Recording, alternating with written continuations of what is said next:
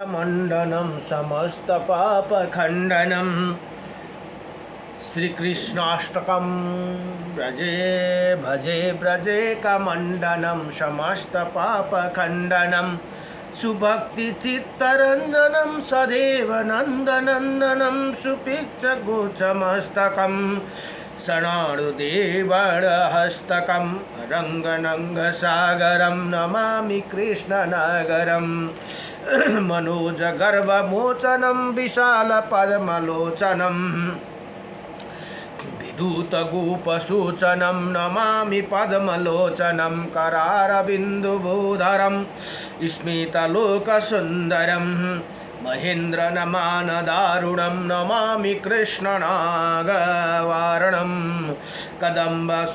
कदम्बस्कुण्ड सुचारुगण्ड कदम्बपुष्पकुण्डलं सुचारुगण्डमण्डलं व्रजैनैकवल्लभं नमामि कृष्णदुर्लभं यशोदशमोदशगोपासनन्दय युक्तं सुखादायक नमामि गोपनायकं सदैव पादपङ्कजं महिदमानेसि निजं दधा मुक्तमालकं नमामि नन्दबालकं समस्तदोषशोषणं स्मितलोकपोषणं समस्तलोकपोषणं समस्तगोपमासनं नमामि नन्दलासनं भुवो भरा तारकं भविविधकर्णधारणं यशोमती किशोराङ्कं नमामि चित्तचोरकं दगान्तकान्तभिङ्गणं सदा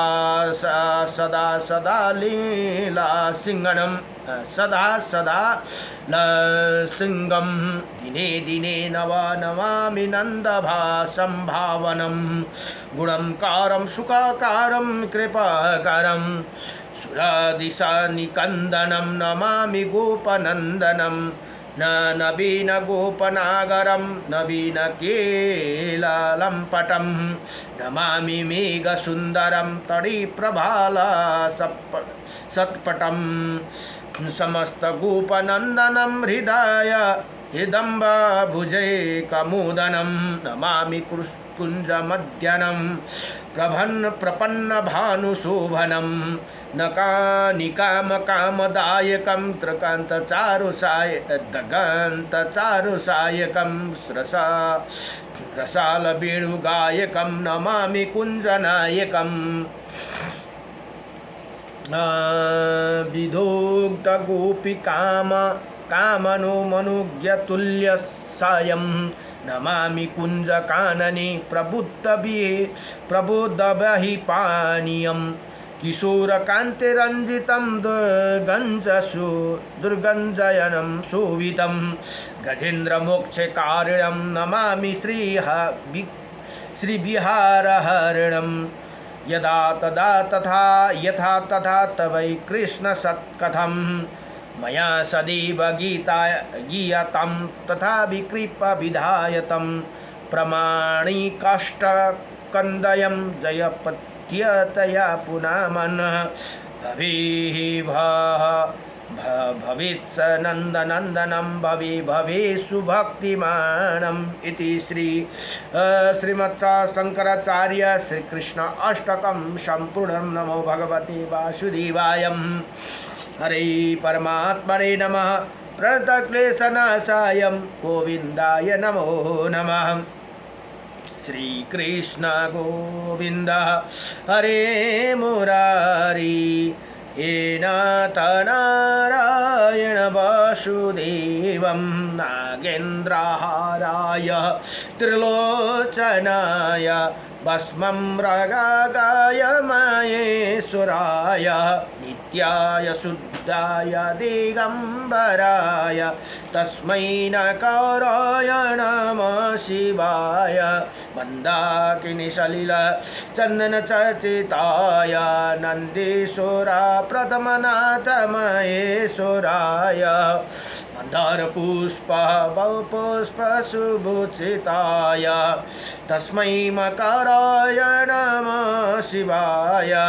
शिवाय गौरी वदनाज वृन्द सूर्याय दक्षाधरनाशकाय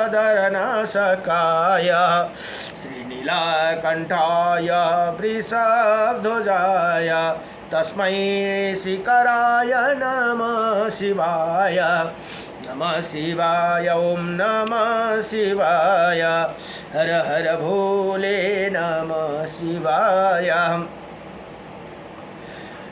वशिष्ठ कुंभो देवगौतमार्य मुनीन्द्रदेव चितशेखराय चंद्रकवैश्व नरलोचनाय तस्मै वकाराय नमः शिवाय यक्षस्वरूपायं जटाधराय पीनाकहस्ताय सनातनाय दिव्याय देवाय दिगंबराय तस्मै यकराय नमः शिवाय ओम पंचाक्षरमिदं पुण्यं या पठे चिन्नवासन्निधौ शिवैलोकैकर्माप्नोति शिवेन स मोदतीति शंकराचार्य विरचितं शिव पंचाक्षरस्तोत्रं सम्पूर्णं नमो भगवते वासुदेवाय नमः।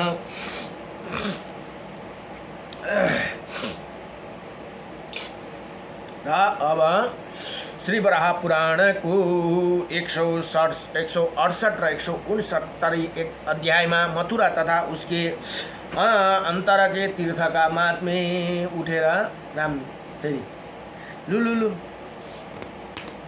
सुत्ने त कामै नगरौँ ओछ्यान मिलाउँ। हरि ओम। यहाँ भन्नुहुन्छ भगवान बरा भन्नुहुन्छ हे वसुंधरे भगवान शिव ये मथुरापुरी की निरंतर रक्षा करते हैं, उनका दर्शन मात्रा से मथुरा का पुण्य फल सुलभ हो जाते हैं। बहुत पहले रुद्र ने पूरे 1000 वर्षों तक मेरी कठिन तपस्या की थी भनेर यहाँ बताउनु। रुद्र भनेको भगवान शिव। मैंने संतुष्ट होकर का हे हर आपके मन में जो भी ये वर जो भी हो वो वर मुझे मांग लो। अब महादेव जी भन्नुहुन्छ बोले यहाँ हे देव से आप सर्वत्र विराजमान है, आप मुझे मथुरा में रहने के लिए स्थान देने की कृपा करे भनेर यहाँ भगवानसँग प्रार्थना गर्नुभए। इस पर मैंने कहा हे देवा आप मथुरा में क्षेत्रपाल का स्थान ग्रहण करो। क्षेत्रपाल भनेको मथुरापुरी को रक्षा गर्ने भार भगवान शिवलाई दिनुभएको छ भनेर यहाँ बताउनु भयो। आप मथुरा में क्षेत्रपाल का स्थान ग्रहण करो। ये मैं ही चाहता हूँ कि जो व्यक्ति यहाँ आकर आपका दर्शन नहीं करेगा उसे कोई सिद्धि प्राप्त ना होगी। अब हेर्नुहोस् त मथुरा में गएर भगवान शिव को दर्शन गरेन भने चाहिँ उसको सिद्धि प्राप्त हुँदैन भनेर यहाँ बताउनु भयो।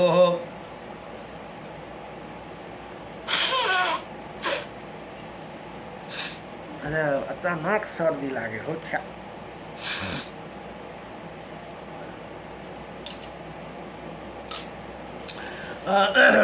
यहाँ भन्नुहुन्छ सिद्धि प्राप्त ना होगी। जिस प्रकार स्वर्ग में इंद्र अमरावती पुरी ही है वैसे ही जम्बूद्वीप में ये मथुरापुरी है भनेर यहाँ बताउनु भयो। हेर्नुहोस् त इन्द्रको पुरी र मथुरापुरी स्वयं है भनेर बताउनु भयो यहाँ।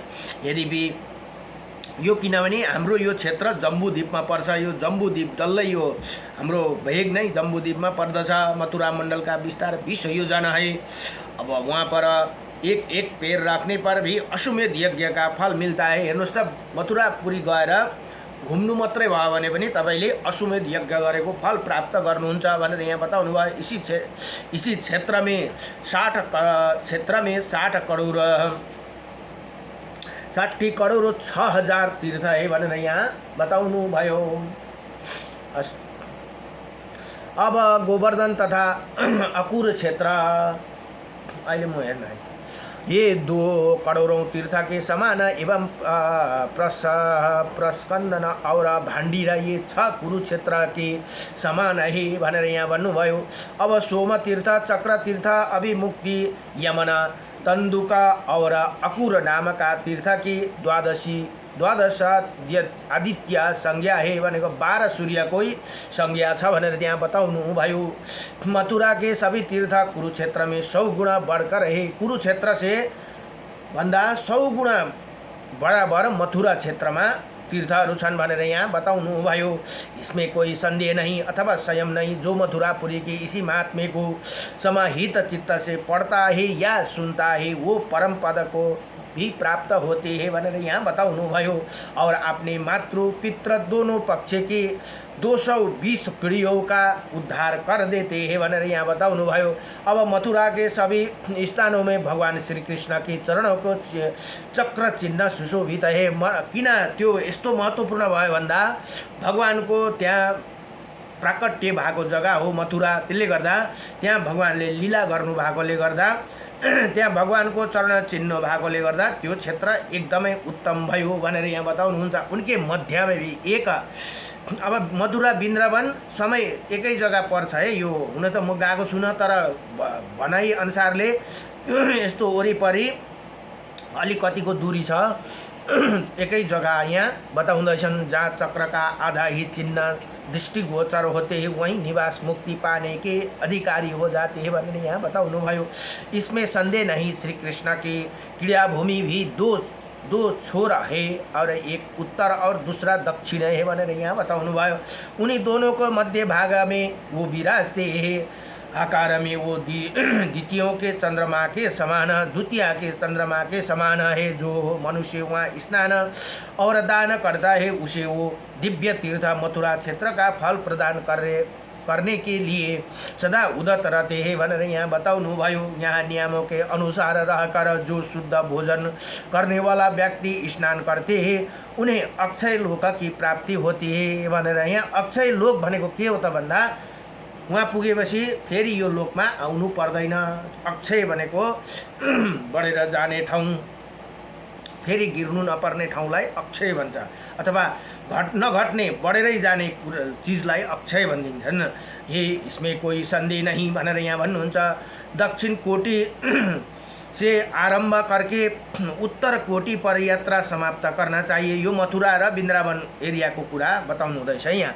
यज्ञोपवीत के प्रमाण भर भूमि पर जो चलते हैं वही उनके द्वारा अनेकों कुल की रक्षा हो सकती है। यो जग्गामा गाडी घोडामा भन्दा सक्यो भने पाउले नै हिँडेको राम्रो अरे, तर सकिएन भने त अब गाडीमा जानै पर्यो। तर घोडाहरूमा चाहिँ जानु हुँदैन रहेछ है। यहाँ हिजो अस्तिको दिन सायद आयो होला पशु, त्यो घोडाहरूमा चढेको चाहिँ बिल्कुलै त्यसको चाहिँ जिरोै फल पाइन्छ अरे। घोडातिर यात्रा गरेको त्यसरी भ्रमण गरियो यदि भने चाहिँ सके पैदल नभए गाडीमा गर्दा हुन्छ, तर घोडा हात्तीमा चाहिँ बिल्कुलै जिरो भनेर बताइयो। प्रभु यहाँ भन्नुहुन्छ। अब पृथ्वी ने पूछा, अब पृथ्वी माता भन्नुहुन्छ, हे प्रभु यज्ञोपवीत का क्या माप है। अब जनै हामी जनै भन्छौँ नि यज्ञोपवीत, त्यतिको भरको कुरा अघि यहाँ बताउनु भयो। यज्ञोपवीत को प्रमाण भर भूमि पर जो चलते हैं उनके द्वारा अनेकों कुलों की रक्षा हो सकती है भनेर यहाँ अघि भगवानले बताउँदा अब माता पृथ्वी सोध्नुहुन्छ, ये मुझे स्पष्ट बताने की कृपा करे भनेर यहाँ भन्नुहुन्छ। यज्ञोपवीतको माप क्या भनेको जनै को लम्बाई कति हुन्छ भनेर यहाँ बताउनुहुन्छ। अब बरा भगवान भन्नुहुन्छ, वर्णनी हे वर्णनी भनेको पृथ्वी मातालाई भन्नुभएको। अब मैं यज्ञोपवीत का विधि बताता हूँ, सुनो मेरी ही क्रिया भूमि की जो दक्षिणा का छोर है वहाँ से लेकर और उत्तर सिर तक की जो सीमा है इसके यज्ञोपवीत की सीमा कही गई भनेर यहाँ बताउनु भयो। इसे क्रम से दक्षिण से आरंभ करके उत्तर के सीमा पर यात्रा समाप्त करनी चाहिए भनेर यहाँ बताउनुहुन्छ। अनि किन अक्षसले तमास गरेको। घर से बाहर होने पर जब तक स्नान ना करे तब तक मोहन रहकर नियम है। वसुंधरे स्नान करने के उपरांत भगवान श्री कृष्ण की पूजा करना परम आवश्यक है। इसके बाद बोला जा सकता है कि देवी स्नान समाप्त होने पर क्रमशः देवादेव श्री कृष्ण की पूजा यज्ञ